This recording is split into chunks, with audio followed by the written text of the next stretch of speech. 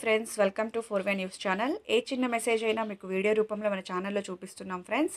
So మీరు ఇచ్చే likes నాకు మోటివేషన్గా ఉంటుంది. సో మన ఛానల్ని సబ్స్క్రైబ్ చేయని వాళ్ళు సబ్స్క్రైబ్ చేయండి. అలాగే పక్కనే ఉన్న బెల్ ఐకాన్ని ఒక్కసారి క్లిక్ చేశారంటే నేను చేసే ప్రతి వీడియో మీకు నోటిఫికేషన్గా వస్తాయి. ఈరోజు మరో 2 టాపిక్స్తో మీ ముందుకు వచ్చానండి. మొదట వచ్చేసి ఇళ్ల పట్టాల పంపిణీకి చంద్రబాబు అడ్డుపడుతున్నారు అని. మన నెక్స్ట్ టాపిక్ వచ్చేసి టిడ్కో ఇళ్లకు సంబంధించి మొన్న బొత్స సత్యనారాయణ మాట్లాడిన తరువాత మరో జిల్లాలో టిడ్కో ఇళ్లకు సంబంధించి నాయకులు ముందుకొచ్చారు. లబ్ధిదారులకు న్యాయం జరగాలి అని. దానికి సంబంధిత వివరాలు చూద్దాం. వివరాల్లోకి వెళ్లే ముందు నాదొక చిన్న రిక్వెస్ట్ అండి. మీకు ప్రతి వీడియోలో తెలియజేస్తూ ఉంటాను. మన ఛానల్ని మీరు ఫస్ట్ టైం చూస్తున్న వాళ్ళైనా ఇంకా సబ్స్క్రైబ్ చేసుకొని వాళ్ళు ఉంటే ఫస్ట్ సబ్స్క్రైబ్ చేసుకోండి.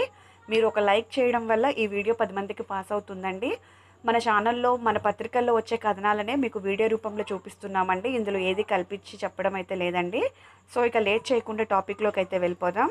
ఇళ్ల పట్టాల పంపిణీ విషయంపై చంద్రబాబు అడ్డుపడుతున్నారంటూ మనకు ఒక కథనం రావడం జరిగిందండి.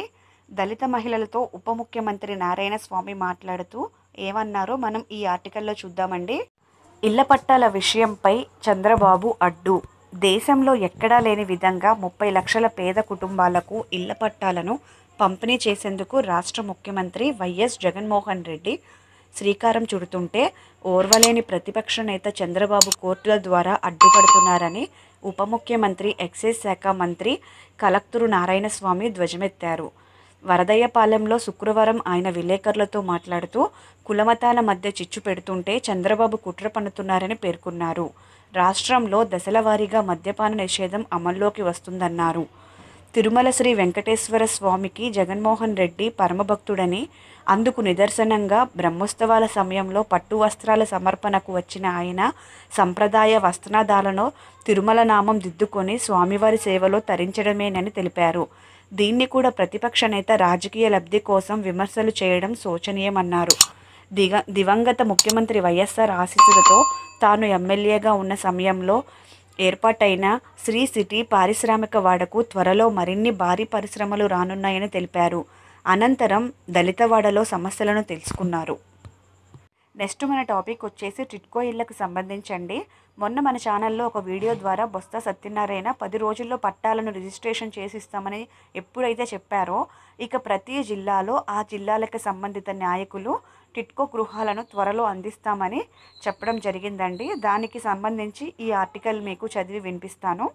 వైఎస్ఆర్సీపీ జిల్లా యోజన విభాగం అధ్యక్షుడు పి. రూప్ కుమార్ యాదవ్ మాట్లాడుతూ నగరంలోని జనార్దన్ రెడ్డి కాలనీలోని హౌస్ ఫర్ ఆల్ గృహాలను త్వరలోనే లబ్ధిదారులకు అందజేస్తామని వైఎస్ఆర్సీపీ యోజన విభాగం జిల్లా అధ్యక్షుడు పి. రూప్ కుమార్ యాదవ్ తెలిపారు. మాగుంట లేఅవుట్లోని వైఎస్ఆర్సీపీ జిల్లా కార్యాలయంలో శుక్రవారం ఏర్పాటు చేసిన విలేకరుల సమావేశంలో ఆయన మాట్లాడుతూ గత టీడీపీ ప్రభుత్వంలో హౌస్ ఫర్ ఆల్ గృహాలను నిర్మాణంలో పెద్ద ఎత్తున అవకతవకలు చోటు చేసుకున్నాయని తెలిపారు.